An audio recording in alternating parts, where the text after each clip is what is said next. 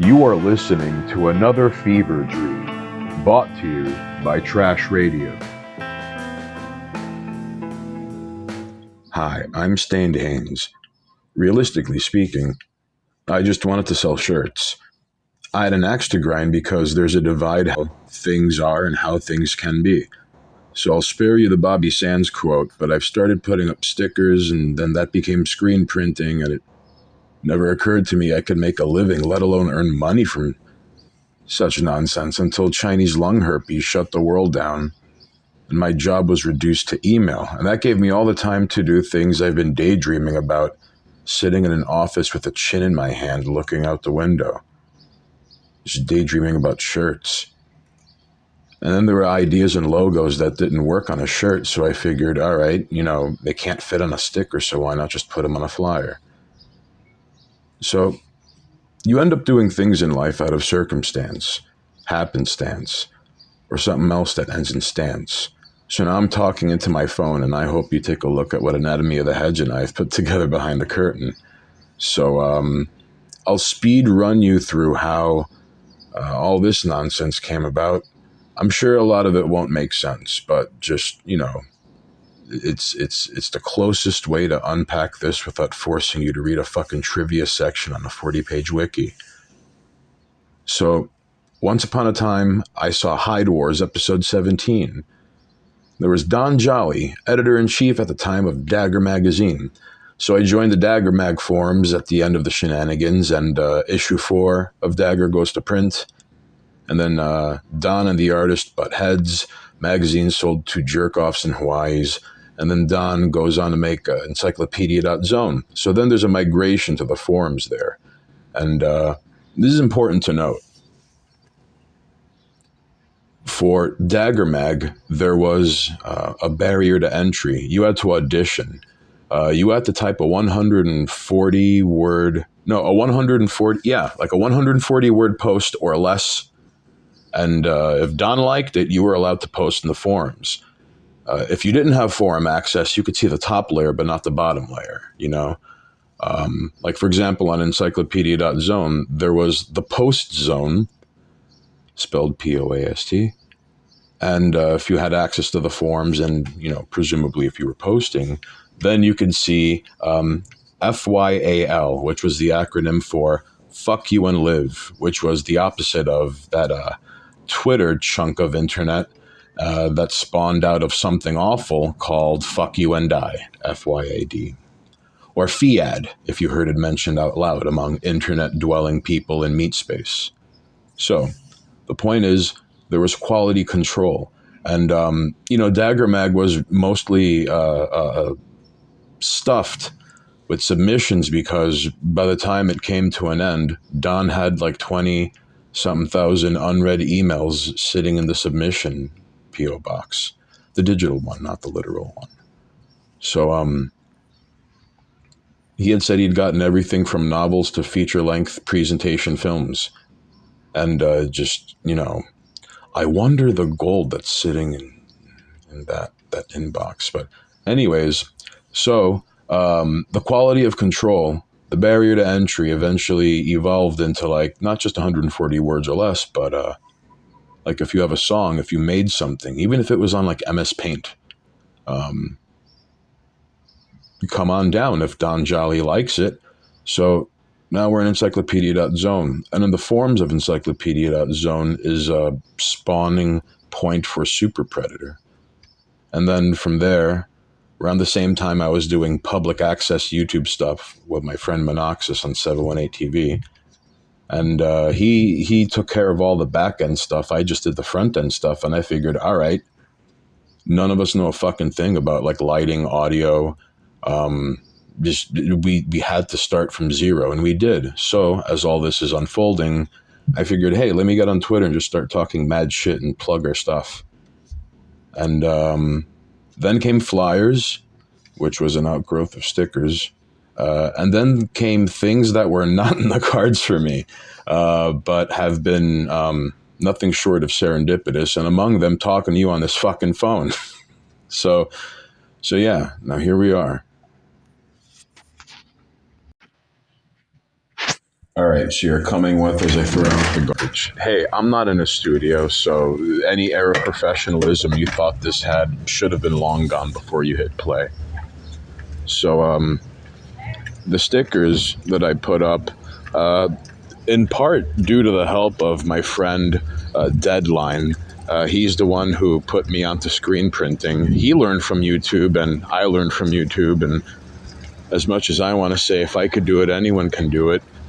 He did bring up a good point and said, evidently not everyone is doing it, so I should get that out of my head. You know, I really did mean it when I used to say such a thing. I mean, I'm just fucking uncultured slob from Queens in a luchador mask. I'm not the smartest guy in the room. Pretty good at paying attention, though. So, I mean, I would like to tell you, if I could do it, anyone can do it. But, no. It is wild, though. The worst critics are those who say, well, anyone can do that, now can't they? And among them, I've always felt, are people who used their talent in the way that, like, they squandered it. And instead of using it to, like, make really good things, they use that talent to, like, snobbishly tear down what other people make. And I've always suspected it's stuff they wish they could make too, you know? Anywho, the stickers, the first couple of designs were Daddy's Money and Check Your Phone. Daddy's Money came in a number of different varieties, mostly like demonic alien looking things doing the lotus pose, you know, the bent knee while standing with another leg that's straight. There was the Lucky Charms logo with Daddy's Money instead of Lucky Charms on it. And of course, Check Your Phone. Hang on.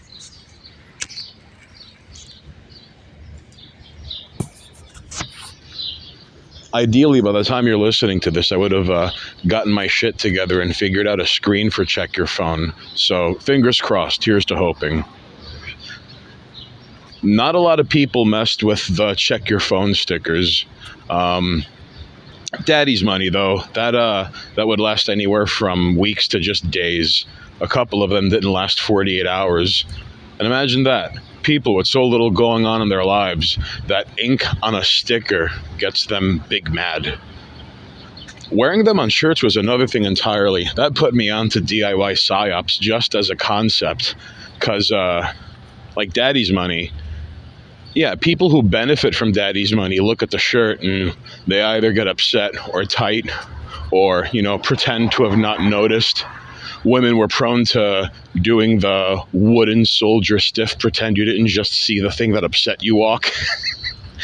My favorite, though, was always like a couple, and one would roll their eyes harder than the last exorcism I've witnessed, and then the other would be like, no, but honey, it's a good design. But yeah, Check Your Phone is another beast entirely, though. That's just delightful. That's real, like real fun posting hours in Meat Space. So I don't know if you're familiar with Dungeons and Dragons, but I'm just going to give you the dorkiest frame of reference I can offer you for this thing. So I'm walking down the street with a Check Your Phone shirt. Now people see it and, you know, they've got to make a reflex or a willpower saving throw. Because some people reach for their phone instinctively, and if that happens, sometimes they catch themselves mid-act and either choose to follow through or don't.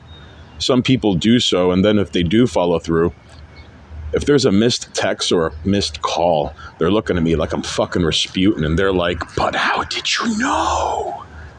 And then if there's nothing missed, they're looking at me like, why'd you make me pull out your phone? It's like, dude, you looked at a shirt. Sometimes, you know, if I'm lucky, people will look at the shirt and give me like a co-conspiratorial nod. Like, you know, if you're walking down the street wearing like a Cannibal Corpse shirt and then you see someone else wearing a Cannibal Corpse shirt across the street walking the opposite direction, you kind of nod at one another. You might grin. There's that brief moment where, like, if the Mongolians showed up wielding enchanted claymores made out of Tibetan black magic itself, like, you know, you and Homeboy and the Cannibal Corpse shirt will be on the same team, you know? So One out of like 27 people will look at the shirt and be like, I know what the fuck you're up to. It's always funny when people already have their phone out, then look at the shirt, and they either make peace with it or, like if you see a couple walk by, one of them has their phone out, and it's usually a he, like he gets big mad, and then she's like, what's wrong? And he's like, I'm going to withhold affection from you for 2 weeks because a t-shirt made me angry. I seen it, man. I seen it unfold before my very eyes. So with the help of my friend Deadline, I screen print some shirts, and among them, the Daddy's Money and the Check Your Phone design. And I made them for homies and friends, and it never occurred to me that I can make money doing this thing. Like, it was just incredibly fulfilling and empowering. Like, first of all, because I knew they were a good idea. And to begin with an idea and finish with something you can hold up to the light is an incredibly empowering process. Like willing something into existence. If you haven't tried it, I greatly recommend it. Maybe Uncle Ted might be onto something about participating in the power process. Inevitably, everybody finds some way to participate in a power process. It just depends on what's provided and what's around you and what you can shape and put up dams to divert and so forth. But anyways, at the time it was like 2015? Yeah, like peak mumbo jumbo times. And I hand out shirts to my homies and my friends, and their response basically validates me going through with this in the fucking first place. And then from there, the clock starts to tick. I'm daydreaming about shirts and logos and designs that aren't good enough to be put on a shirt, or maybe they don't work on a shirt, but like they stick when I throw them against the wall, no matter at what angle, no matter how hard or soft it sticks against the wall. And some of them ended up becoming flyer designs, but anyways, now the clock starts to tick, and I'm at work, and my chin is in my hand, and I'm looking out the window.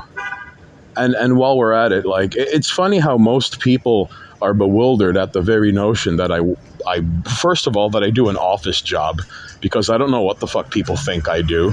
I mean, ideally, I've hit some point in my life where I'm even willing to take a pay cut so I could just put up flyers and stencil and screen print shirts and carry on with the zine. And even if I'm making shirts for 12 hours a day and I only stop to eat lunch and go to the post office, I'll be the happiest fucking person I know. Even happier than Happy-Go-Lucky Jim down on Crescent Street and 23rd Avenue, and god damn, that guy's a fucking bright big ray of sunshine. So the long and the short of it is I work in commercial insurance. I tell people that because, number one, I don't want to fucking dox the name of the company that I work for. And the mask is kind of part of the reason why I have semi-anonymity on the internet. However, it's never as sexy or as exciting or as thrilling as telling someone, oh, I work for MetLife. I work for State Farm. I work for Geico. I work for that cool commercial insurance company that doesn't exist, but you're immediately reaching for fucking things that have commercials that you're familiar with. And then when you say then if it's an intimate setting and I tell them the name of the company, I already see their fucking eyes glaze over. And part of it is they probably think it's some office space shit, which, they're not wrong. Working in an office is a lot closer to office space than the office. And let the record state that anyone who watched The Office after working in an office and couldn't fucking wait home to watch that shit, never mind bad screen and good screen arguments. If you work in an office and then you watch The Office on your free time, you're not fit for the gene pool. Just stop. Like, I get it if you work in a fucking machine shop and you're watching people take things apart and put them back together on YouTube. But I don't know of a lot of plumbers who run home to watch The Plumber. I don't know of a lot of like mechanics who run home to watch fucking American Chopper or some shit like that. But like The Office is like the fucking idealized workplace version of like people who watch Sex and the City or Broad City and think that's what the fuck things are like. And some people can afford to live that way. Ugh. So around the time I'm making shirts with Deadline, This was about 2015, and this we were approaching peak mumbo jumbo times. Now, I'll spare you the breathless exposition of the Mayan calendar ending in December of 2012. And it wasn't meant to be the literal end of the earth, but it was a proverbial end. From that point forward, people just started coloring outside the fucking lines. Someone on Twitter has a very excellent thread where they were looking at like language that suddenly spiked out of the blue from 2013 and beyond, courtesy of LexisNexis. And it showed headlines that had language that, you know, didn't exist wholesale until Occupy Wall Street was infiltrated and subverted, courtesy of the progressive stack. So anyways, mumbo jumbo times was when this whole concept of words mean things. It was beaten with pipes and chains, set on fire, wrapped up in a Persian rug, and thrown off a rooftop. Like, just things, I mean, history will not be kind to the 2010s. I still have a hard time processing shit that happened less than a decade ago, and that was just swallowed wholesale and became people's fucking lives, and just weird ideals that others imprinted upon. So then if you even so much, not even challenge it, but question it, they take it like a fucking existential threat, you know? Like, a watered down cultural version of this is when I got on Twitter at November of 2019, Watchmen on HBO was making the rounds, which was, you know, dog shit. You know, I might be biased because I read the comic book, but people were singing its praises. And, you know, now most things are either audience score through the roof, critic score in the shitter, or critic score through the roof and audience score in the shitter, and Watchmen on HBO was the latter. So people couldn't tell you exactly what made the show good, but asking what made it good made you out to be some is too harbored an ism, possibly a phobia. It was just all so bizarre to me. So that weird overreach, that spawned out of mumbo jumbo times, as if like Tumblr was a weird dry run for meat space. That's one way to put it. Here's another way to put it. Like, things got hijacked by way of language and thought. Like, all right, so in general, concept become. All right, look, I fucked that up, but we're just going to keep moving forward, okay? In general, concept comes before language, with language being our ability to communicate and express that concept.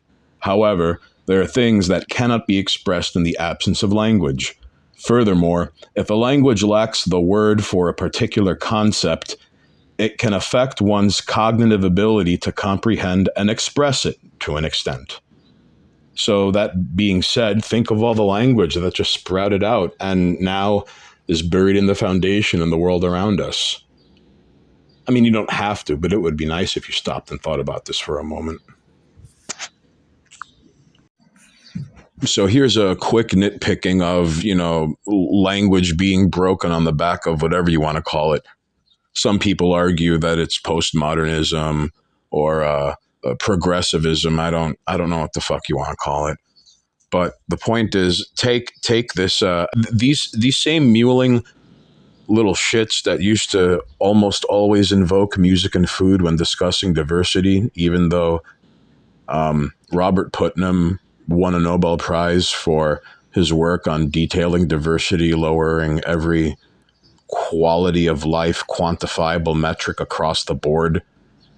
There's a book about it called Bowling Alone. Never mind that, all right? These same fucking ghouls, they would be prone to saying things like race is a social construct, which, realistically speaking, I don't know if that was like a weird cover for like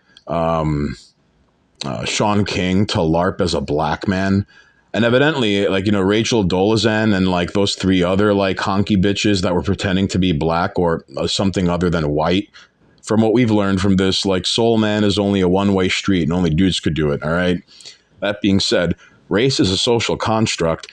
Fuck. Like, you know, mixed race people die on waiting lists every year for bone marrow and organ transplants because, like, you know, if there's some, like, quarter Sicilian, quarter Persian, quarter Panamanian, quarter Bulgarian person out there who needs a fucking kidney, he's shit out of luck unless he gets that same fucking combination.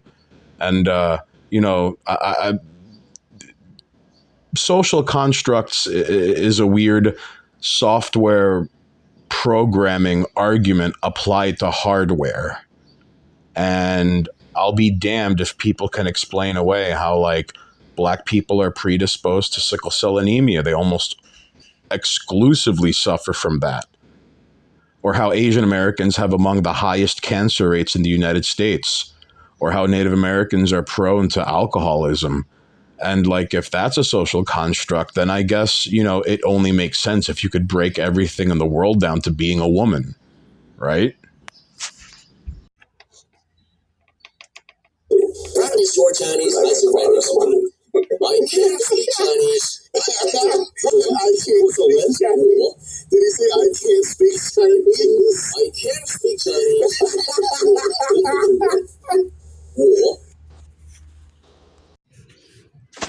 So around the time all this is happening, Monoxis and I are hanging out one day, and we're watching these melees happening across the country after Donald Trump wins the presidency. There was one particular melee at Berkeley, which ironically enough is where the fucking free speech movement and great source of Vietnam War protesting occurred. And there was a guy lighting a sign on fire, and it said free speech. And Monoxis and I looked at one another, and I guess we didn't have to say anything. And in this moment, I remember saying, dude, can we just watch something else? And he obliged. And we're watching this video from Red Letter Media, and it's Fuck You, It's Forever, which is an extension of the Fuck You, It's January series of videos they have, and where they explain how all the opposite of Oscar bait and self-indulgent tripe and the dog shit Once Upon a Time in theaters and cinema was released in January. So it was Fuck You, It's Forever. And, endless remakes no one asked for, things barely familiar from the recesses of your memory through the lens of nostalgia, like the Baywatch movie. Like, what the fuck was that all about? So yeah. I mean, it's not all doom and gloom. The fucking Top Gun sequel came out and everyone said it was dope, which I feel speaks more about the movies other than Top Gun than it does Top Gun, but the fuck do I know? So Monoxis and I are talking, and, eventually the discussion comes to, like, dude, wouldn't it be cool if blank? Or, like, this is a cool idea, right? Or what about that? And I guess the only thing I could compare it to is this. So I read an interview with King Buzzo from the Melvins once, and he said something to the effect of how him and the drummer Dale Crover, essentially, they make albums they wish they could go out and buy and bring home and listen to, but they don't exist, so they make them. So Monoxis and I start making videos on our YouTube channel, and for all intents and purposes, it's public access television. We don't have any desire to be world famous, drama alert, peeking around the bushes whenever there's a happening. No. These are just things that, we know they're good, and we're putting it out there, and we're willing things into existence. Again, I'll spare you that Bobby Sands quote, but, a lot of people out there don't make, just in general. And people who don't make are among the worst critics and the people around us, is what I guess I'm trying to say. But even though we're fucking one step above nobody, not only does it serve as an outlet, but I'm still bewildered that anyone can take a look at any of that and they pick up what we're putting down. I'm really fortunate and grateful for that, actually. eventually Monoxus and I start doing man on the street segments, going to a 420 rally with a sandwich board that says legalize crack, ask me why. There were ongoing protests at City Hall during the summer of 2020.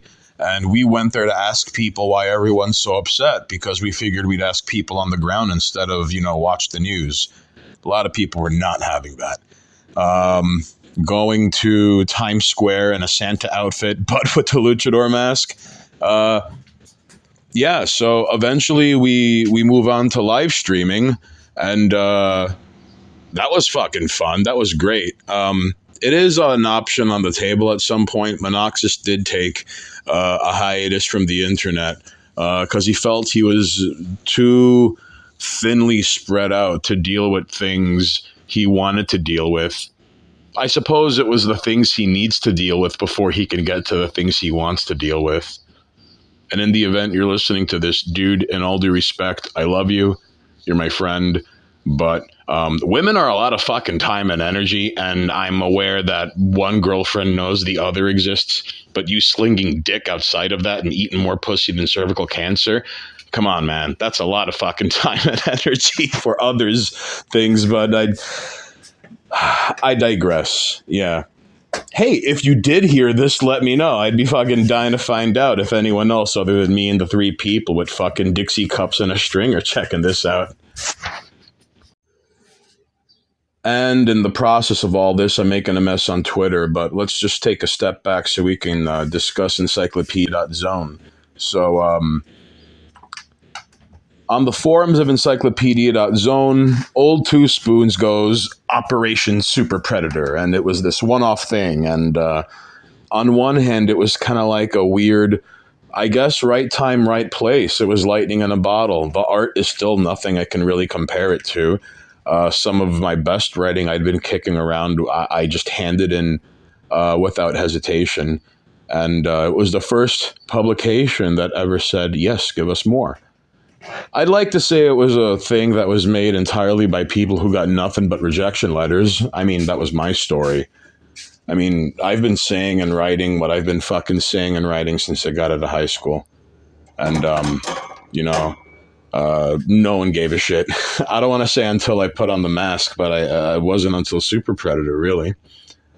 So, yeah, I used to have a cork board with all the rejection letters I accumulated over the years, and it wasn't until I filled up the cork board that I realized how fucking depressing it was. So, Super Predator becomes a thing. I don't think it was meant to be an ongoing thing. It was just a thing, and I suppose the art director and the editor-in-chief envisioned it would be like a thing unto itself. Because, at the end of issue 1, there's like a call to action, and it says something to the effect of like, add to Super Predator, take away from Super Predator. It only makes it even more true because no one owns the truth. And then we start getting submissions, and it grows a pair of legs. And we rush to release something as Trump takes office. And I mean, I'm still quite proud of what we made, but now we reach a fork in the road that we never really picked a direction to move in. So the Capitol Hill thing. No, we're not doing this over. So the Capitol Hill thing happens, okay? And no, you take the mulligan and fucking edit this out, all right, buddy, pal, guy, lady, talking cacti, freelance paramedic, fucking non-union stunt double, you fucking Shoto clone, ninth dimensional hobo, and fucking threaten me with a good time. So, the Capitol Hill thing happens, and that's our final update. And around that time, I was elected to be Super Predator community outreach because I'm good with the talkity talk and I do things in public with a microphone and a camera. So, we got some fantastic submissions, and it put me in touch with some incredible people. I'm still mutuals, and even a couple I'm homies with. So that's nice. So one person who sent us a submission was Anatomy of the Heads, and so whenever you hear me say A of the H, it means him, even though that is his Twitter account.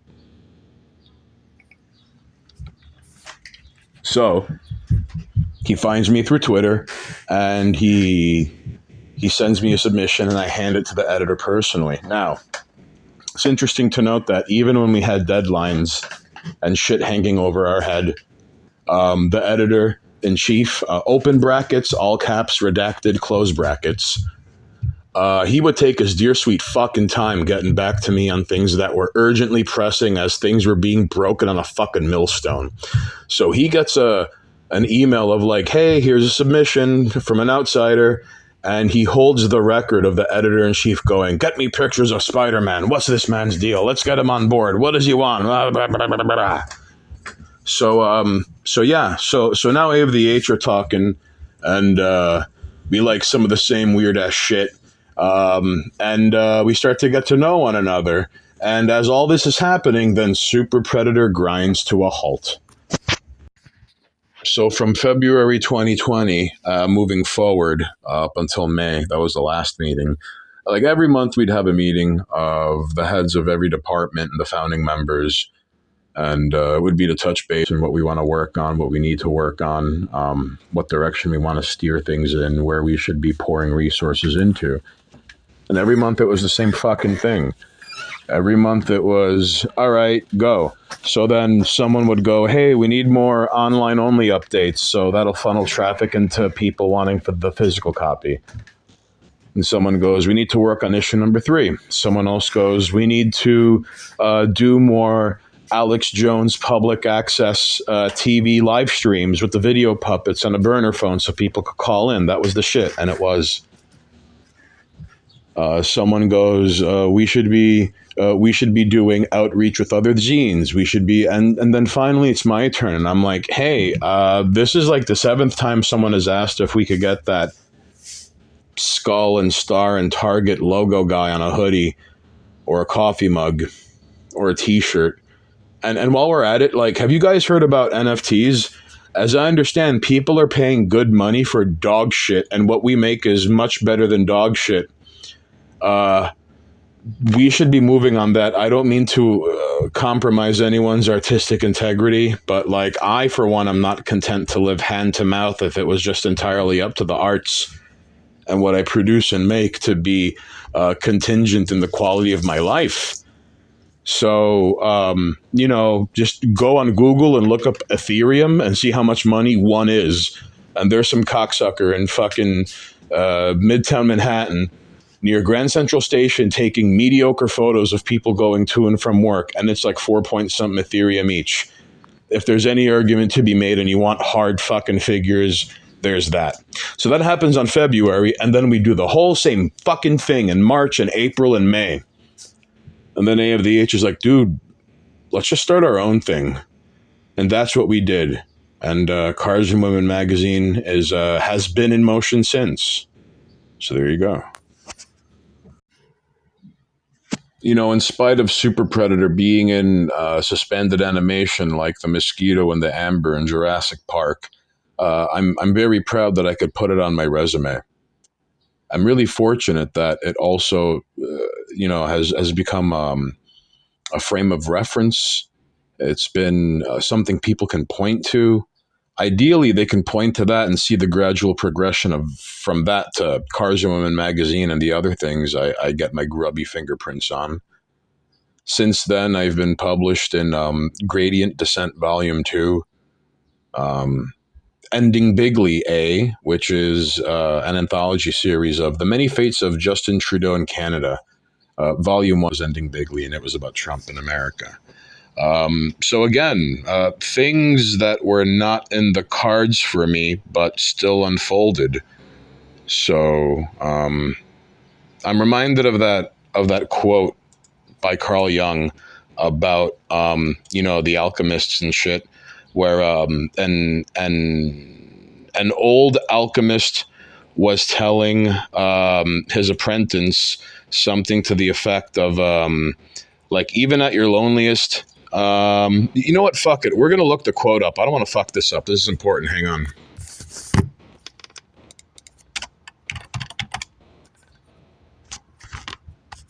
There we go. So an old alchemist gave the following consolation to one of his disciples. No matter how isolated you are and how lonely you feel, if you do your work truly and conscientiously, Conscientious. Look, we're not doing this over, all right? Me no speak English good.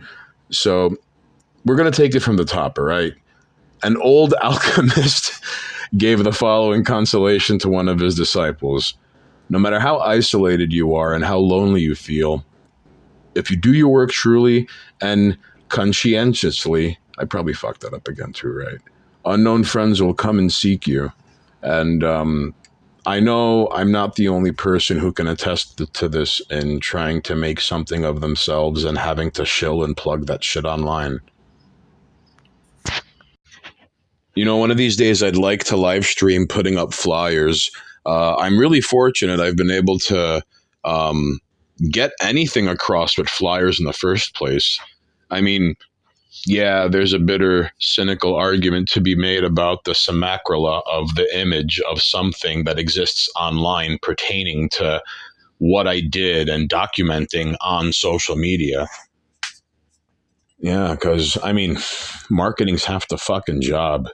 Hey, quick story. So one time I'm putting up flyers and my phone died early on in the evening, and I put up more flyers that evening than I ever did in one sitting. Because sometimes I'll make it an all-day ordeal. It's a lot of moving parts. You know, the adhesive spray and the glue and the flyers. And if I'm going to and from the city, I'll bring a book to read. And if I'm walking around outside, especially if it's hot, like in the summer months, the sun is a fucking sweltering anvil 10 feet away from my head, and I'm sweating like a fucking puerco stunado over here. So then there's like a thermos with water and ice in it. And so it's a lot of fucking moving parts. And if I'm already that far deep in, I'll bring a fucking sandwich and a Greek salad, and I'll find a park bench, or I'll just sit in front of a fucking abandoned building and eat and keep going. Like, just, you know, go for broke. Keep going until you run out of fucking adhesive spray or glue or flyers, you know? So anyways, my phone died, and I put up all the flyers quicker than I'd ever done so beforehand. And that's when it hit me that, you know, yeah, marketing is half the job, because there was no, start, stop, post, start, stop, post, start, stop, DMs, notifications, DMs, start, stop, post, go through timeline, be unable to walk in a straight fucking line because you're looking at your phone. No, so yeah. You have to be your own hype man in this day and age, unless you have some sort of absurd reach, and then you could, I don't want to say automate it, but by virtue of what it is you're doing, that will facilitate it and keep it in motion, you know? And if it's not organic, well, I mean, what are you, verified and writing for the New York Times? All right, so my hands are kind of occupied right now, so I'm speaking to you as if you're on speakerphone, all right? So, in the process of talking mad shit on the internet, I've appeared on a couple of people's podcasts and live streams. I won't laundry list them to you, but I will say that Ghost Jail isn't so much a podcast as it is an audio zine. There's nothing like it. I'm the only person who's been credited on every episode who isn't a producer of sorts. The Beautiful Toilet is rather lovely. Tales from the Mall is just delightful, and a breath of fresh air, and closer to what I'd enjoy from a podcast than usual socio-political culture war hot take bullshit, which really doesn't even age all that well. Think of all the Chapo Trap House and Red Scare episodes that are just, you know, notice and move on, you know, which, you know, realistically speaking, that's what even culture war people on the right do, but I won't get into that. All I will say is that, you know, 29 out of 30 headlines don't have any direct or immediate impact on your day-to-day, keeping the fridge full and the lights on and your rent paid.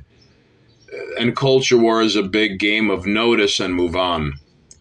No one with a platform will ever say something to the effect of like, hey, volunteer to a cause that's, you know, important to you. Donate your clothing and food you don't wear or eat. go to town hall meetings and have someone bang a gavel and tell you to shut up the second it's your turn to talk. And you realize how many of these worms run unopposed. Nah, it's just notice and move on. So, anyways, I've been fortunate to be on a couple of live streams like Break the Rules. I've been on the air with The Prudentialist. He's a stand-up dude. I really recommend checking him out. He's more than just geopolitics, ladies and jerks. Please get over yourselves. But yeah, I've had the pleasure of being able to record with Mr. Gio Penacheta. I probably fucked up his last name, so hey, my favorite guinea dago wop in the whole wide world. If you're listening, my bad, dude. So none of this was in the cards for me. I sometimes make good threads. I'll reply with some out of pocket shit from time to time. I'm just a spreadsheet monkey who finally figured out a way to articulate things he thought and felt, but with images. And, you know, people want to hear what the fuck I have to say, so why not just make something of my own? I've had a number of people reach out to me on Instagram and on Twitter and say something to the effect of, I normally don't care about insert name of thing I was on, or I normally don't care about podcasts or live streams, but I checked out what you were on because you were on it. And, you know, that's especially from people who say that come from overseas. Like, I live in the United States, and I'd argue that of all the sinking ships in the world, ours is the best, all right? And for the record, there will be no happening. Nobody's going to be fucking driving the car of a Goldman Sachs executive, you know, with their headlights off on the wrong direction in the middle of the night with his scalp drying on the grill. It's going to be like The Hollow Men by T.S. Eliot. Just people, you know, getting used to paying more for less with diminishing returns and everything all across the board. So anyways, I'd love to do voice work one of these days. That's something people have told me over the years. And I don't mean that in a mean, like sometimes, and I'm sure other people have had this, you know, like, first of all, I know some of you motherfuckers have been accused of, quote, remembering everything, end quote, all right? And then if someone is funny, I know they mean well, but they're like, you should do stand-up, which is, you know, like a normie way of going, you're funny, all right? But when someone goes, you should do voice work, I mean, I wouldn't even know where to fucking begin, and you got to get involved with SAG, and there's like union dues and all that shit, but whatever. I'll cross that bridge when I get there. In the meantime, I'm just going to run my mouth into this fucking thing until further notice. Because you're listening to trash radio, all right? You're listening to working class trash in a luchador mask who is the spawn of the public education system and immigrant parents. So, I'd love to sell you that fucking if I can do it, anyone can do it line. Who knows? Maybe there is some merit to that. After all, the internet is the final arbiter of things, right? All right, speakerphone is coming to an end after this, but don't worry, you're still gonna put up with it for just a little while longer. You know, Mark Twain once said something to the effect of, history doesn't rhyme, but it often repeats itself. So I believe that we are entering the late 70s, early 80s 2.0. Like, there's white flight, rising crime rate, blood and thunder, people getting jacked for their shit on the street, ethnic and racial tension.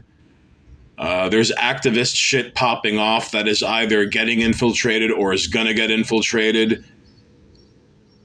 three-letter agency shenanigans happening at home and abroad. There's crack. Oh, crack made a comeback. I didn't think that was possible in my 2022 bingo card. There's still AIDS. Homelessness and poverty have only gotten worse.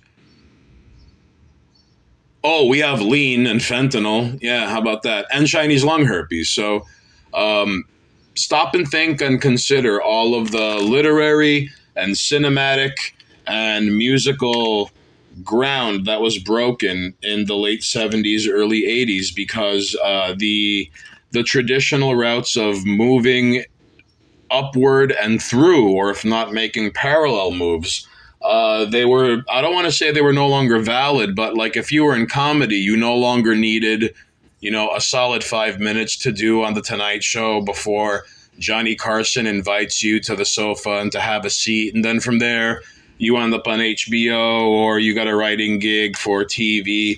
No, so the same way you no longer have to get scouted and then get signed to a major record label, and then your first album is incredible because it's the culmination of blood, sweat, and tears of years prior, and then your second release is sophomoric, and then you're going through the motions, and it's a lot like that Screeching Weasel song, Punk Rock Explained.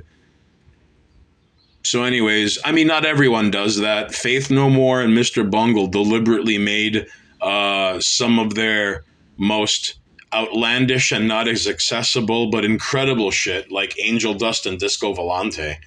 But no, anyways, so these traditional methods and routes of carving something for yourself,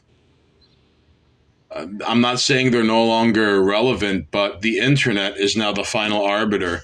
I mean, I think a good example of this is how Nick Mullen is the only comedian to survive the 2010s. So that being said, I'm going to be broadcasting here in Queens. And, I mean, who knows? Maybe I'll pull over for just a moment when I'm putting up flyers in Manhattan and then record something there. Or maybe give you a play-by-play as I'm putting up flyers. I haven't quite figured this thing out yet, but, the first step to planning, do some, all right? But there comes a point where talk is cheap because most people can afford it. And not just because the middle class is going extinct. Like, we're all fucking broke one way or another, and broke people can afford talk.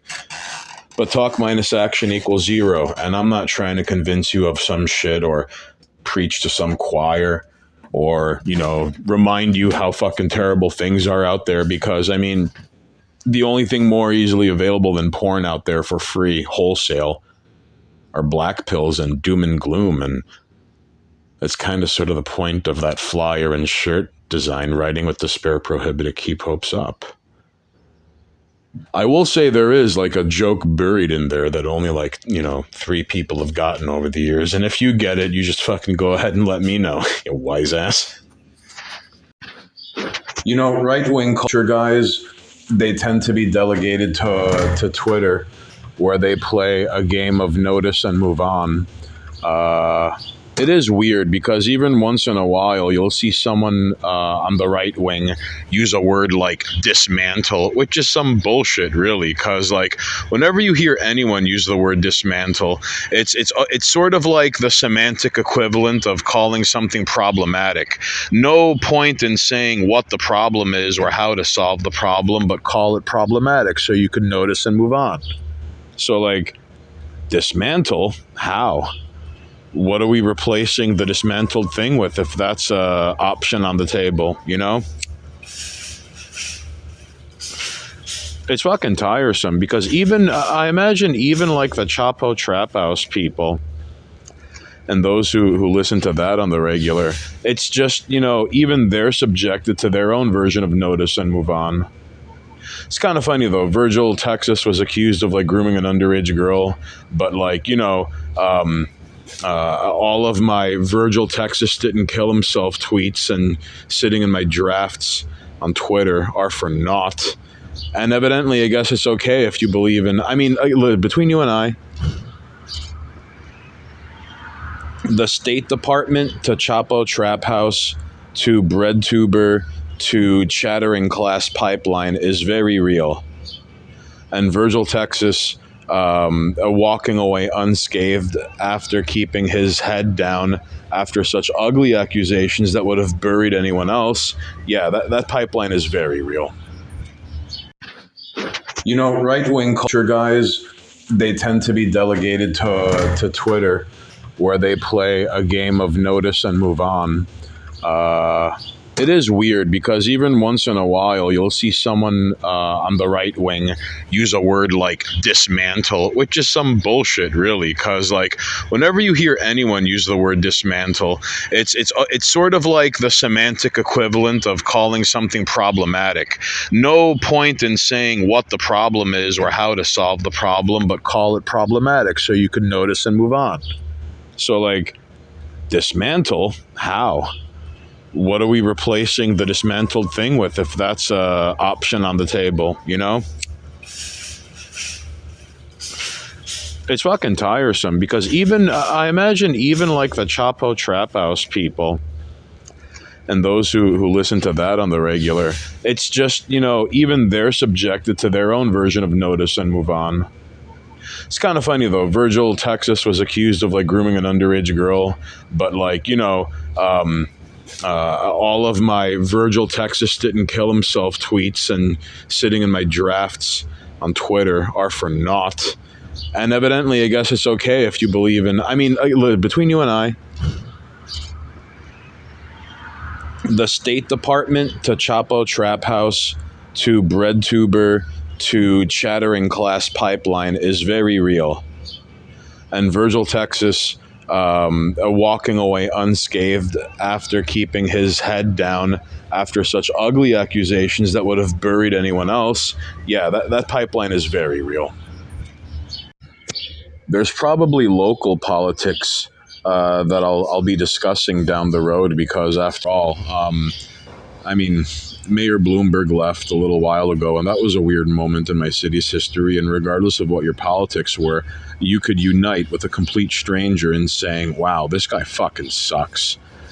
Yeah, I mean, of course, there's like the 4-year pro wrestling pay-per-view election that everyone gets primed for. Ultimately, I'd argue the presidential candidate that you vote for, assuming you're here in these United States with me, the Supreme Court picks are ultimately what matter, even though whatever someone promises isn't what they deliver. I'll spare you the Bill Hicks bit of the JFK assassination film from an unseen angle being screened to whoever is voted into office as the heads of industry sit in a cigar smoke-filled room. But yeah, I mean, just look at, you know, listen, as much as I love Donald Trump being from Queens, and yeah, I want to easily say, I just want cheap gas and mean tweets. And he's a native son from this neck of the woods. He's from Jamaica. So, 179th Street and Jamaica Avenue, Jamaica, not fucking Jamaica, like Jamaican me crazy, Jamaica. But like, we didn't get a wall. He didn't prosecute Hillary Clinton. He didn't, you know, like it's also tiresome. And for the record, I try not to explicitly post culture war and political stuff. I find myself agreeing with like right-wing dissident people on Twitter just by virtue of, you know, I just fucking hate liberals. Like they're just, I mean, yes, most people have that story arc and where, you know, in their 20s, they're a bleeding heart liberal. And as they get older, they become conservative. I think it was John Cleese who said something to the effect of, if you're not liberal when you're younger, you have no heart. And if you're not conservative when you're older, you have no mind. Although it is tricky because, I mean, like, you know, if you have to go to the hospital, you suddenly become liberal. If you own property or pay taxes, you become conservative or libertarian, and then you're subjected to the whims of circumstances beyond your control. Yeah, like life hands you shit that you got to make lemonade or some sort of fucking consumable juice out of, and you might not even have cups and ice. But the point is,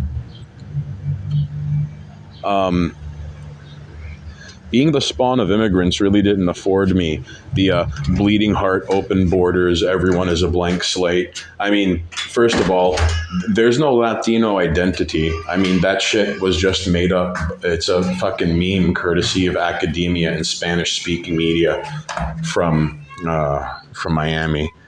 And lines are drawn super hard in the sand when it comes to race.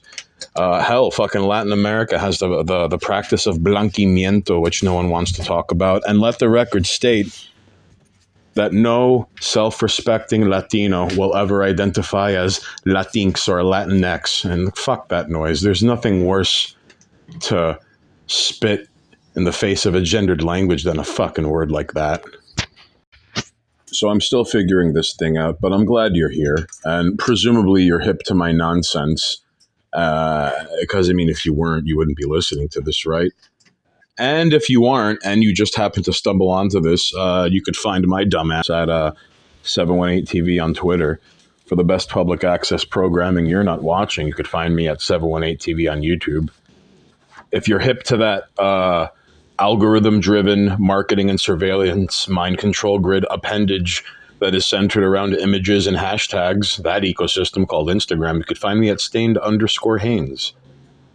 And of course, you're listening to Trash Radio, a tumor growing on the side of queenstrash.com. I'm Stained Haynes, and I'll smell you later. What's up, ladies and jerks? You like things that don't suck. So for more of the finest garbage this side of meat space, come on down to the Trash Radio Patreon. I can't promise that my buttery, trashy voice will stop rearranging things in your living room when you're not home.